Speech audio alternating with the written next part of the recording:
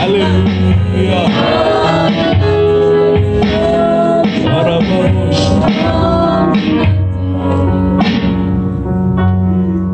Merci Seigneur de nous parler ce matin. Utilise ton serviteur au temps de revoir que tu t'es choisi pour édifier ton peuple. Mais que ce message commence d'abord par me transformer moi-même. Merci pour ta présence. Au nom de Jésus, nous avons ainsi prié. Amen. Amen, amen.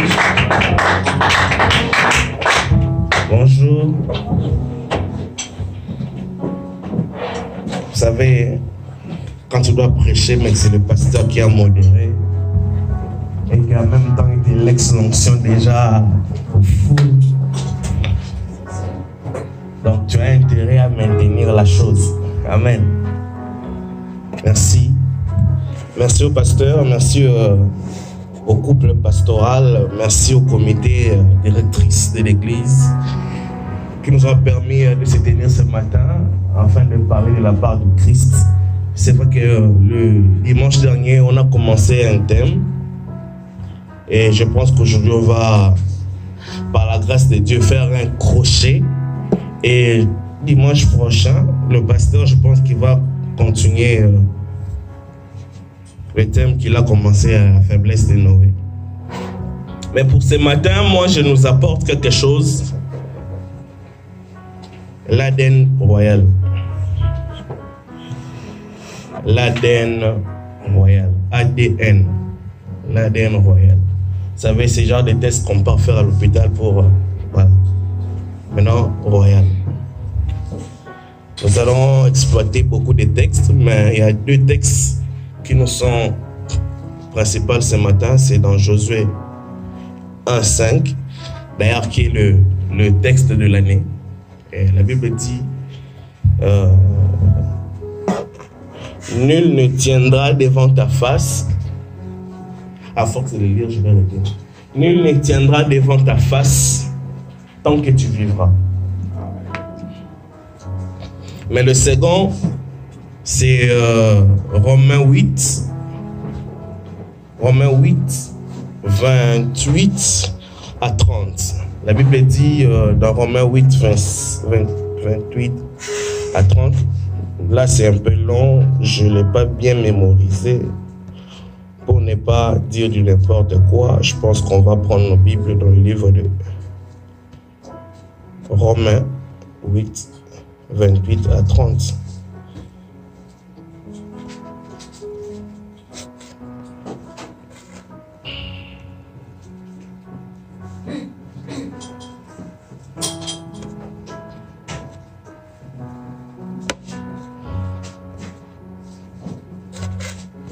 Romains 8, 28 à 30. Nous savons du reste que toute chose concourt au bien de ceux qui aiment Dieu, de ceux qui sont appelés selon son dessein. Car ceux qu'il a connus d'avance, il les a aussi prédestinés à être semblables à l'image de son Fils, afin que son Fils fût le premier-né d'entre plusieurs frères. Et celui qu'il a prédestiné, il les a appelés. Et ceux qui les a appelés, il les a aussi justifiés. Et celui qui les a justifiés, il les a aussi glorifiés. Amen. Avant de commencer, je vais donner un témoignage.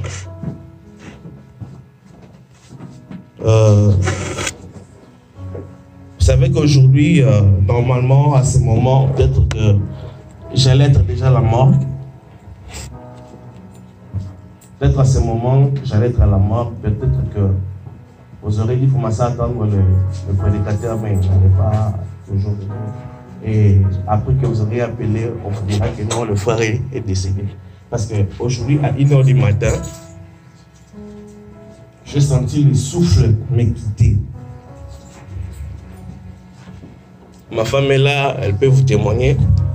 Je ne sais pas si tu as apporté le linge là. Non? Bon. Cette nuit, quand je dormais, le souffle m'a quitté. Donc, vers 1h du matin, je sentais comme si j'ai rendu l'âme pendant quelques secondes. Et je ne sais pas ce qui s'est passé. Du coup, j'ai senti comme si des choses, des liquides verts me sortaient, me coulaient aux narines. Et je ne sais pas ce qui s'est passé. Du coup, j'ai ouvert les yeux, je sentais que je n'arrivais plus à respirer.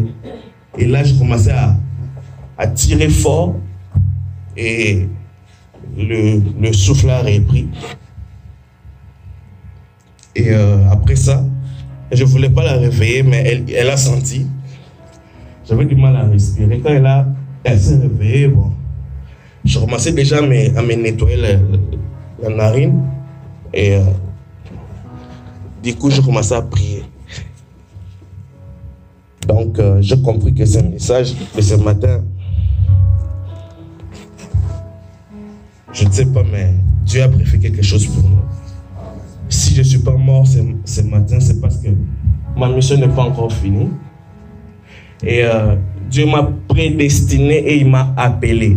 Il ne s'est pas limité là, mais il m'a aussi glorifié par le sang de son Fils Jésus. Vous êtes froid, c'est pas grave. Donc, j'allais vous donner ce témoignage pour savoir que Dieu est en train d'agir. Amen. L'ADN royal. Je serai aujourd'hui comme un mélange de beaucoup de fruits qu'on appelle souvent cocktail. Je serai un mélange dans mon thème. Vous pourrez ressortir beaucoup de choses qui vous seraient importantes. Mon but, c'est de nous mettre dans l'esprit l'attitude d'un vainqueur, l'attitude d'un champion. Réveiller l'état victorieux en nous. Sans beaucoup plus tarder, nous allons directement commencer avec la définition du mot. Nous allons essayer de notre mieux de dire ce que c'est que l'ADN, en fait de le comprendre et savoir où est-ce que nous voulons partir ce matin. C'est un mot compliqué. Donc, ADN, c'est une abréviation qui veut dire acide désoxyribonucléique. Donc, désoxyribonucléique. C'est une acide, voilà.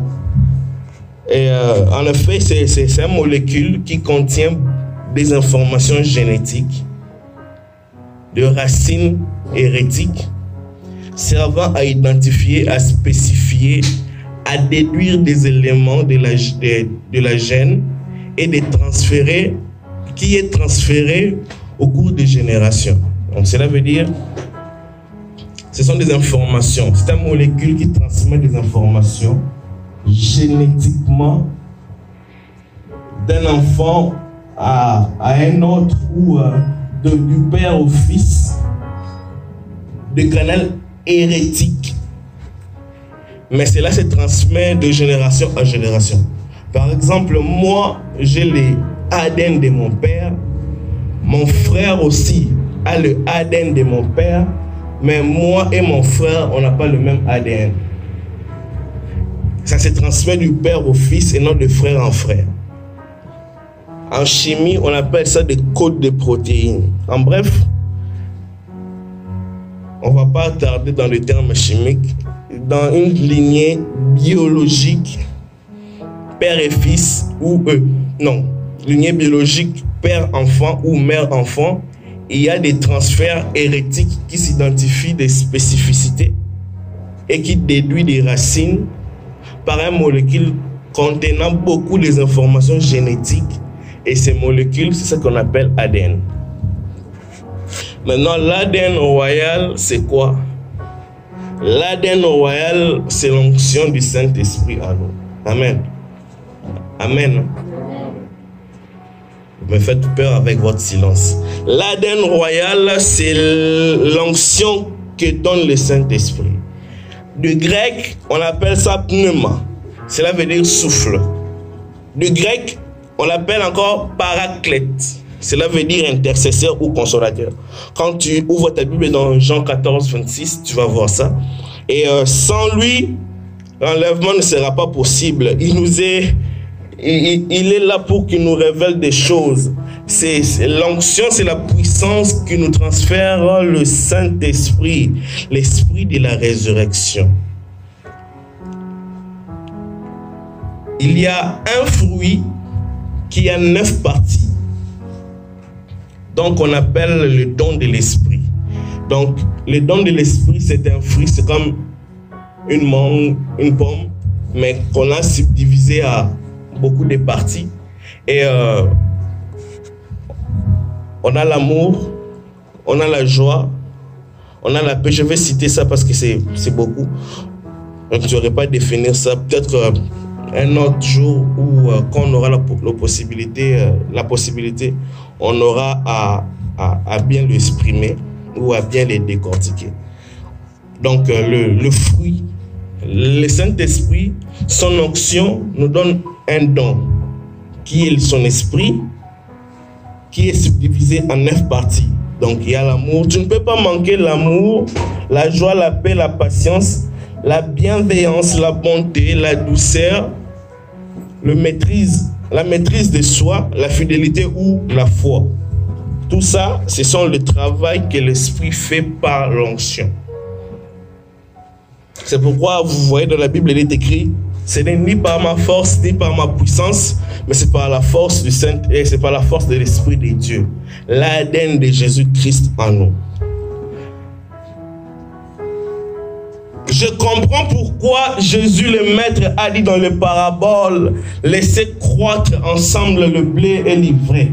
Parce que le jour de l'enlèvement, c'est le jour quand l'ivraie et le blé et l'ivraie atteindront la maturation, on va commencer maintenant à les déduire sans les toucher. Mais ça sera visible de les déduire.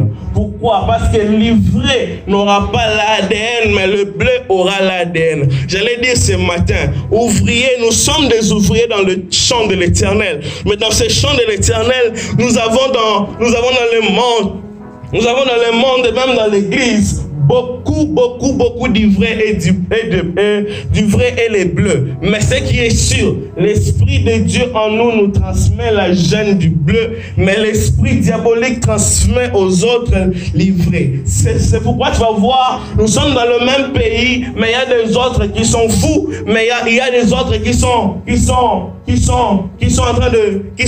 pas en train de comprendre les choses que nous comprenions, mais nous comprenons ce que nous sommes en train de comprendre. C'est pas par notre force, mais c'est parce que nous sommes les blés et ils sont livrés. J'allais dire que laissons pousser ensemble. S'il y a des faux frères et des bons frères, s'il y a des bonnes sœurs et des fausses sœurs, c'est pas un problème. Croissons ensemble. Mais ces jours-là, les anges de l'Éternel vont mettre la démarcation et les blés seront remis dans les greniers du Seigneur. Mais les vrais seront jetés dans la flamme. J'allais dire croissons ensemble parce qu'au jour de la fin, l'ADN de Dieu sera nous démarquer. Amen. L'ADN de Dieu sera nous démarquer. Oui, même dans l'église, croissons ensemble. Que ceux qui sont des voleurs qu'ils volent, que ceux qui sont des avorteurs qu'ils avortent, que ceux qui sont des méchants continuent avec la méchanceté. J'allais encourager les malhonnêtes de continuer avec la malhonnêteté. Oui, j'allais aussi encourager les impudiques de continuer avec l'impudicité. Oui, ne vous fatiguez pas, mais aussi les bons, continuez à faire les bons. Toi qui te sanctifies, sanctifie-toi davantage. Toi qui es dans les bons, continue à être dans les bons, en avantage. Parce que les derniers jours, par le Saint-Esprit, nous aurons à tester l'ADN. L'ADN, ça sera le jour de l'enlèvement. Les anges de Dieu se tiendront au ciel et il y aura le son de la trompette. Et ce son de la trompette fera en sorte que le blé et l'ivraie soient séparés et que le blé soit enlevé et que l'ivraie soit jeté en enfer. Croissons ensemble. Est-ce que je peux écouter un amen ce matin? Amen. Croissons ensemble parce que l'ADN est le signe de l'identification. Quand tu n'es pas identifié avec le signe du Saint-Esprit en toi, cela veut dire que tu n'es pas dans les bons. Mais moi je sais une chose, l'Esprit de Dieu a dit au prophète Joël que dans les derniers jours, dit Dieu, je répandrai mon esprit sur toute chair. prophètèrent, vos fils et vos filles prophétiseront, vos vieillards auront vos jeunes gens auront des visions et les vieillards auront des songes. L'Esprit du Seigneur est disponible, mais la capacité de le capter dépend de l'ADN. J'allais dire, si tu n'as pas l'ADN de Dieu, tu ne sauras pas capter l'Esprit de Dieu. My God. Si tu n'as pas l'ADN de Dieu, tu ne sauras pas capter l'Esprit de Dieu. Si tu n'as pas l'ADN de Dieu, tu ne sauras pas capter l'Esprit de Dieu. Or, l'ADN, c'est l'onction qui donne l'Esprit. Or, l'Esprit est donné que par Dieu. Or, pour avoir l'Esprit de Dieu, il faut craindre Dieu. Les jours de la fin, l'ivraie et le blé croissant ensemble. Mais c'est l'ADN qui va faire la démarcation entre les deux. Samuel était en train de travailler, de prier, et on l'a dit, il y aura un roi qui va venir pour que tu le vois. Le premier roi d'Israël, Saoul, quand il est arrivé, on l'a oint, et l'onction l'a changé à un autre homme. J'allais dire que l'onction de Dieu, quand ça te tient, ça te transforme à une autre personne. Tu ne seras plus le même, parce que les choses que tu ne faisais pas auparavant, tu vas commencer à les faire après.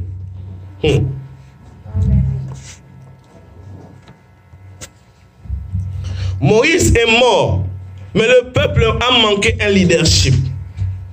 Des fois, il faut que Dieu nous arrache nos béquilles afin que nous commencions à nous prendre en charge.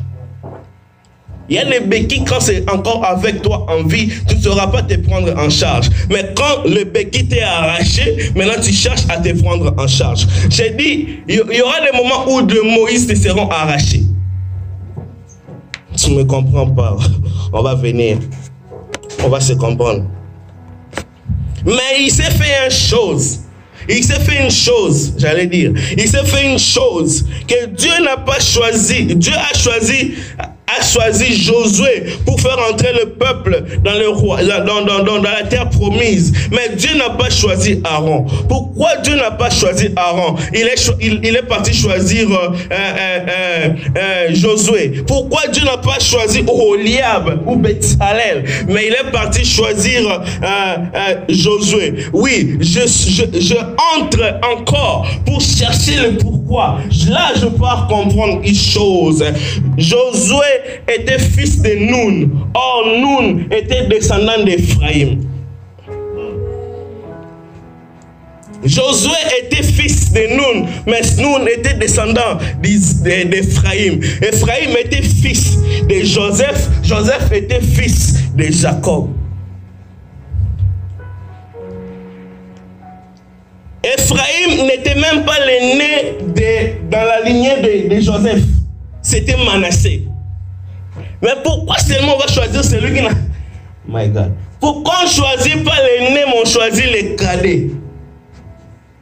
Dans le monde de la grâce, il n'y a pas de justice. Dans le monde de la grâce, il n'y a pas de justice. Dieu a dit, j'ai choisi Jacob, j'ai rejeté Isaïe. Oui, il veut choisir l'un et rejeter l'autre, parce qu'il fait grâce à qui il veut, quand il veut. La grâce est gracieuse. La grâce produit le favoritisme. La grâce n'est pas juste. La grâce c'est le choix de Dieu sur nous qui nous fait mériter des choses qu'on n'a pas méritées. Mais pourquoi Ephraïm? Genèse 48. On vient dire à Joseph que ton père veut mourir. Il prend ses enfants, il part pour que papa bénisse ses enfants. Mais papa fait une chose qui n'est pas habituelle. Papa veut bénir les enfants en croisant les mains. Une prophétie pour nous dire, il va racheter le pécheur et le donner une place auprès de Dieu. Jacob a fait une prophétie sans parler. Quand il a fait le signe de la croix, il a préféré bénir avec la main droite Ephraïm, mais il n'a pas béni avec la main gauche Manassé. Mais Joseph est en train de dire à son père, père, c'est pas comme ça, c'est pas comme ça. Non, mais le père a dit, oui, je sais pourquoi je le fais. Je sais pourquoi je le fais. Il les a bénis, mais il a dit à Joseph une chose: tes fils qui te sont nés avant mon arrivée ici seront maintenant mes fils. Oh, Jacob, tu veux dire quoi par là? Je veux dire que Joseph n'est plus fils de Joseph. Mais je veux dire Ephraïm n'est plus fils de Joseph. Mais je vais dire quelque chose. Ephraïm devient frère de Joseph. Pourquoi? Parce que le père a racheté les enfants quand il a mis ses pieds sur la terre d'Égypte. Et il a pris Manassé, il les met à la place de Siméon. Et il a pris Ruben. Et il a pris Ephraïm, il les met à la place d'Ephraïm. Donc Ruben à la place d'Ephraïm, Manassé à la place de Siméon. On va venir, nous arrivons. Genèse 48, Genèse 49. La prédominance qui était réservée à Ruben lui a été ravie parce que Ruben est parti pécher. Il a monté sur la couche de son père avec l'une des femmes de son père. Et le père lui a destitué pour aller prendre un fils de Joseph et le donner et le mettre aîné de leur famille. La colère de Siméon lui a fait rater la place, mais maintenant cette place revenait à Manassé. C'est pourquoi Ephraïm, quand après cette bénédiction, devant son père, son grand-père, sa mère et tous les frères de ses pères et tous ses frères, Ephraïm est sorti là-bas devant tout le monde, grand frère de son frère Manassé. Ephraïm est sorti là-bas devant Jacob, frère de son père Joseph. Ephraïm est sorti là, aîné de la lignée de Jacob, devant Ruben. Quand tu prends Jérémie 31, 9 et 1 Chronique 5, 1, 2, tu trouveras ces choses. Le père a voulu résister, mais Dieu a quand même béni. J'ai une bonne nouvelle pour toi ce matin. Même si les gens ne te voient pas, Dieu te voit. Même si les gens t'ont rejeté, Dieu te récupère. Même si ils veulent pas t'installer, Dieu va t'installer. Si Ephraïm est sorti devant Manassé, si Ephraïm est sorti non seulement fils, mais frère de son père Joseph, si Ephraïm est sorti non seulement premier, non seulement cadet, mais premier de la lignée de son père Jacob, j'allais dire à une personne ce matin, Dieu se souviendra de toi cette année. Amen. Tu seras installé quelque part. Ta place sera conservée.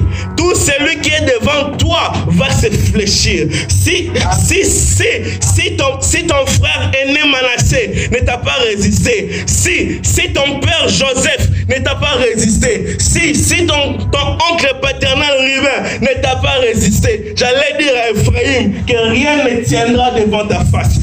Tu me comprends pas? Si ton père ne t'a pas résisté, si ton grand-père ne t'a pas résisté, si ton oncle paternel ne t'a pas résisté, si ton grand frère ne t'a pas résisté, nul ne tiendra devant ta face. La personne qui avait ses promesses, c'était Ephraïm, mais il était encore jeune. Dieu a suscité Nun, mais Nun a suscité Josué. C'est pourquoi à ce moment-là, Dieu a dit, ça y est, c'est le moment d'accomplir la prophétie, mais je ne le ferai qu'avec Josué. C'est pourquoi il a relevé Josué et il l'a mis devant la troupe et il lui dit, va faire entrer mon peuple à la terre promise que je les ai destinés. Mais une chose avec toi Josué, nul ne tiendra devant ta face. J'ai une bonne nouvelle ce matin. Qui es-tu, grande montagne devant, donne-moi ton nom. Qui es-tu, grande montagne devant Zorobabel, tu seras aplani. J'allais dire aux grandes montagnes qui est en train d'assombrir ta vie, ils seront aplanis. Pourquoi ils seront aplanis? C'est pas par ta force, c'est pas par ta puissance, c'est par l'esprit. Oh, l'esprit t'a choisi. Oh, l'esprit t'a donné un ADN. Oh, tu as l'ADN royal. Et rien ne tiendra devant ta face. Si ton père n'a pas tenu, si ta mère n'a pas tenu, si ton grand-père n'a pas tenu, si ton frère n'a pas tenu, si l'oncle n'a pas tenu, rien, personne ne tiendra devant ta face. J'allais dire à une personne, tu es un Josué de ta famille. Je sais que tu n'es pas l'aîné, mais oh oui, tu as la place. Amen. Je sais que tu n'es pas l'aîné, mais tu as la place. Je sais que même si tu es l'aîné, ne t'inquiète pas. Si tu as l'esprit active l'onction qui est l'ADN, tu as ta place. J'allais dire à une personne, la prophétie de l'année est très claire. Nul ne tiendra devant ta face. Si la mort n'a pas tenu devant ma face ce soir, j'ai dit à une personne aujourd'hui, la maladie ne tiendra pas devant toi. Si la mort n'a pas pu tuer une personne simple qui est remplie de faiblesse, j'allais dire à une personne, nul ne tiendra devant ta face.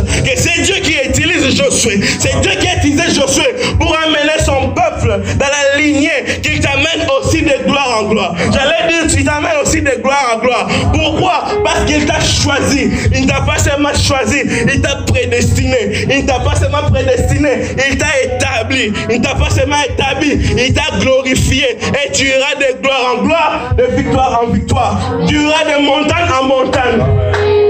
Si j'étais en Bougimaï, mais ce matin, ils sont en train de sauter. Tu iras de gloire en gloire, de victoire en victoire, de progrès à progrès. C'est pas par ta force, c'est pas par ton esprit, c'est pas par ta grâce, ni par ton intelligence, c'est par l'esprit de Dieu. Si Josué, petit-fils d'Ephraïm, a été choisi devant tant d'autres, c'est parce qu'il avait l'esprit de Dieu qui l'a sélectionné. J'ai dit à une personne ce matin, nul ne tiendra devant ta face.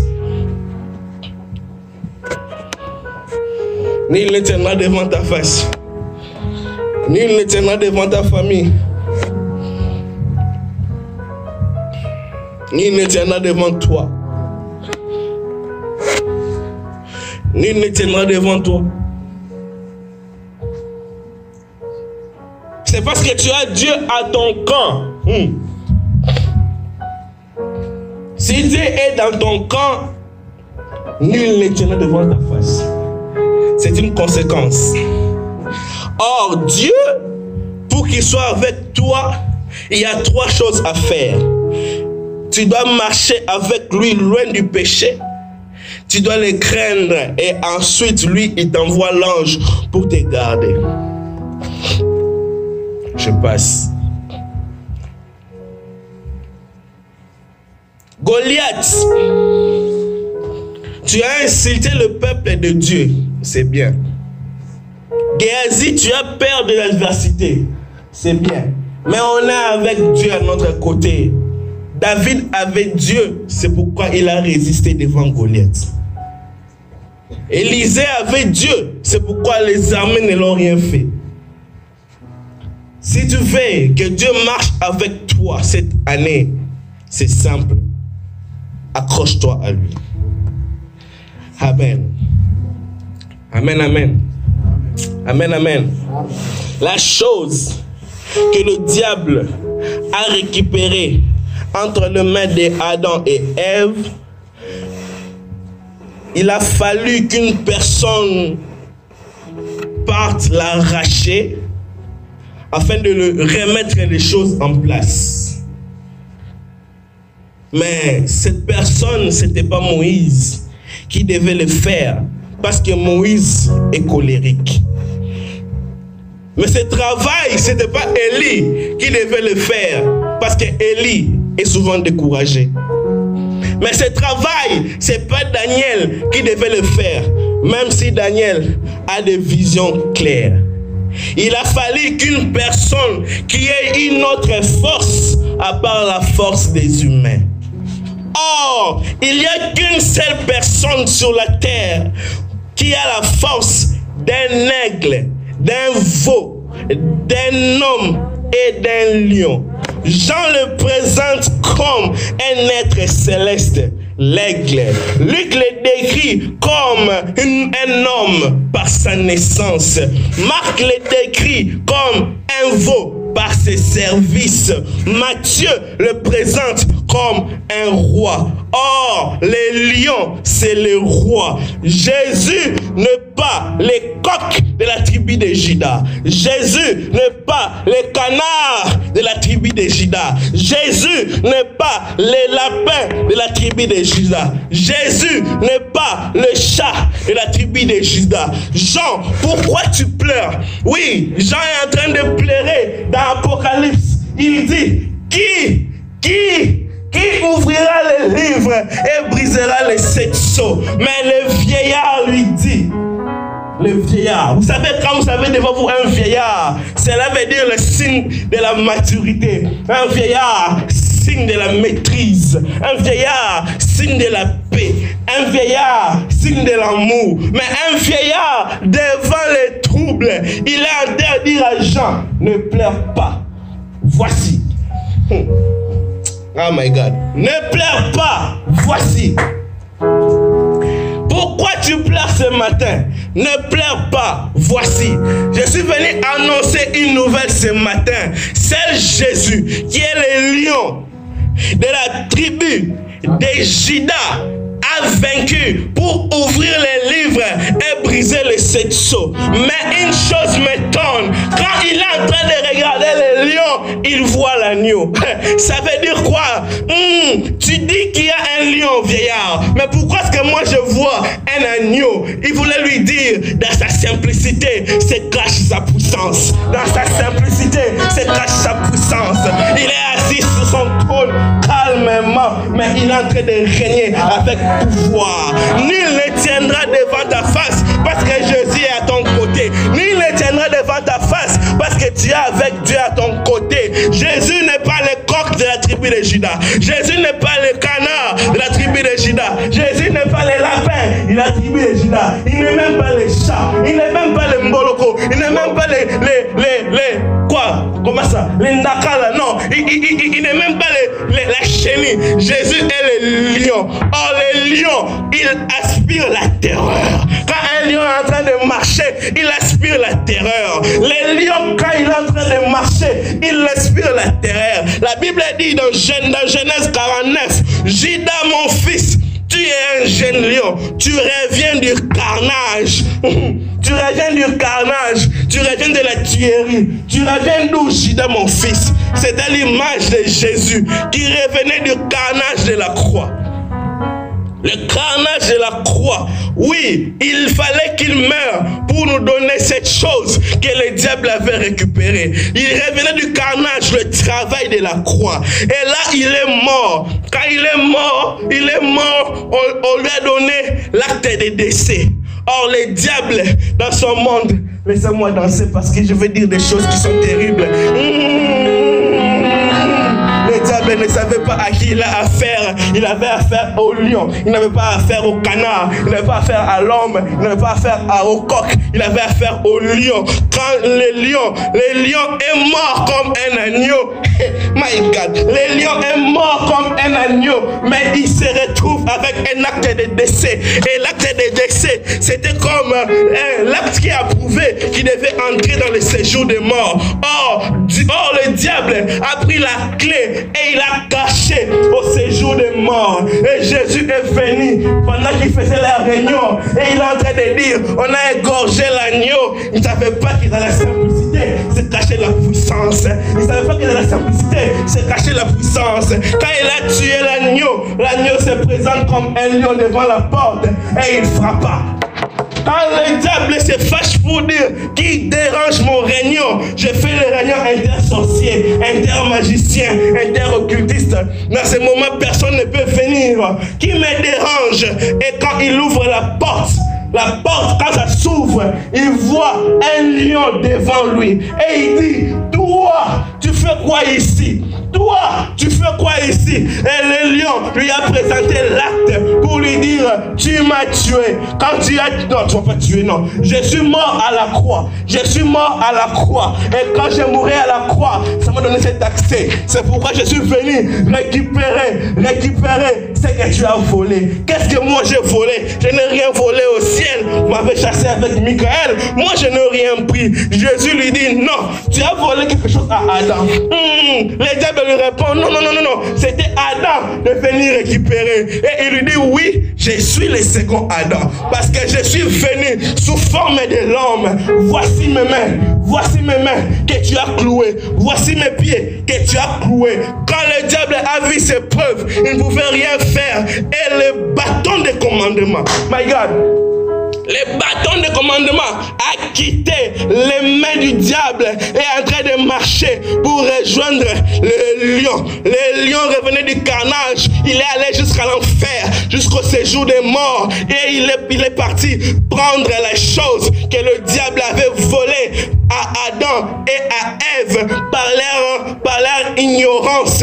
Oui, il a pris cette chose et il est sorti libre et vainqueur. Et quand il est sorti, il a dit, voici, tout pouvoir m'a été donné. Et il a pris ce pouvoir, il nous a remis. Et quand il nous a remis, il a attesté par par le Saint-Esprit, afin que nous ayons à nous l'ADN royal qui certifie que Dieu a récupéré la chose entre les mains des diables. Oh mort, où est ta force? Oh mort, où est ton aiguillon? Tu n'as plus de guillon, tu n'as plus de force.